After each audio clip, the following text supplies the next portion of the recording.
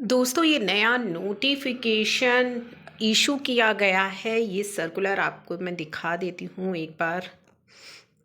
ये जो सर्कुलर है सर्कुलर नंबर 7/2021 ये इशू किया गया है, जिसमें बहुत ही इम्पॉर्टेंट चीज़ें लिखी गई हैं, कुछ गाइडलाइंस और इंस्ट्रक्शन दी गई हैं जो फॉलो की जाएंगी बिफोर जो है फॉलो की जाएंगी इन स्क्रूटनी, जिसमें GSTR 1 और 3B को लेकर कुछ इंपॉर्टेंट बातें की गई है। ये सर्कुलर मैं इसका लिंक आपको डिस्क्रिप्शन बॉक्स में दे दूँगी। इस सर्कुलर की जो इम्पॉर्टेंट चीज़ें हैं वो हम धीरे धीरे करके डिस्कस करेंगे। अभी हम इसका एक पार्ट डिस्कस कर रहे हैं, बाद में हम इसको धीरे धीरे डिस्कस करेंगे क्योंकि बहुत ही लंबा इसके अंदर सर्कुलर के अंदर बहुत ही काफ़ी ज़्यादा मैटर है इस सर्कुलर के अंदर, जो एक वीडियो में हम कवर नहीं कर पाएंगे, तो इसे धीरे धीरे हम डिस्कस करेंगे।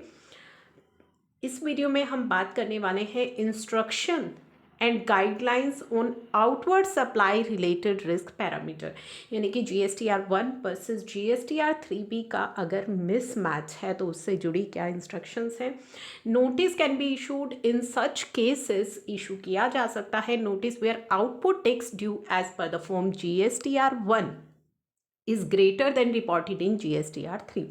अगर आपका GSTR 1 के अंदर जो टैक्स है वो ज़्यादा बन रहा है और लेकिन आपने अपनी 3B में कम जो टैक्स है वो जमा करवाया है तो नोटिस इशू किया जा सकता है। लेकिन before the issuance of notice following situation shall be considered, तो ये सिचुएशन कंसिडर की जाएंगी नोटिस इशू करने से पहले। क्या ये गाइडलाइंस क्या कहती है?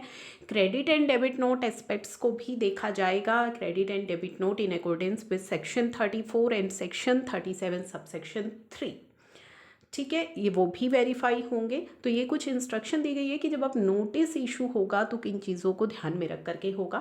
The interplay of invoice amendments, invoice में कुछ अमेंडमेंट्स भी हो सकती है, कुछ प्लस माइनस हो सकते हैं in accordance with section 37 subsection 3, वो भी वेरीफाई होंगे। एज पर सेक्शन 39 सबसेक्शन 3 हमें कहता है कि दी ओमिटेड या short paid tax liability of particular financial year में अगर आपने कोई लायबिलिटी नहीं पे करी या कुछ कम पे करी है तो आप पे कर सकते हैं along with the return in form GSTR 3B। कब तक? नेक्स्ट फाइनेंशियल ईयर, यानी कि फाइनेंशियल ईयर जब आप एंड हो रहा है उसके बाद जो सितंबर महीना आता है उसकी 3B जब आप फाइल करते हैं तो तब तक की टाइम लिमिट आपको दी जाती है कि आप पेमेंट कर सकते हैं। तो इन एस्पेक्ट्स को वेरीफाई किया जाएगा जब आपको 3B वर्सेस 1 के मिसमैच नोटिस इशू किए जाएंगे। तो ये काफ़ी इम्पोर्टेंट हो जाता है क्योंकि बिना इन चीज़ों को वेरीफाई किए टैक्स पेयर्स को अननेसेसरली नोटिस इशू किए जाते हैं, अननेसेसरली की हैरेसमेंट हो जाती है। तो इसी तरीके से GSTR 3B versus e-way bill कि जब नोटिस इशू होंगे तो ई-वे बिल इंट्रोड्यूस किया गया था 1 अप्रैल 2018। तो this parameter has been flagged for scrutiny of return with effect from कब से? 18-19 ऑनवर्ड्स, ठीक है। तो इन चीज़ों को 18-19 ऑनवर्ड्स ऑब्जर्व किया जाएगा। Output tax payable as per GSTR 3B में आपने जो आउटपुट टैक्स लायबिलिटी पे की है shall be compared with the e-way bill data available in the back office system. And for this verification क्या use होगा?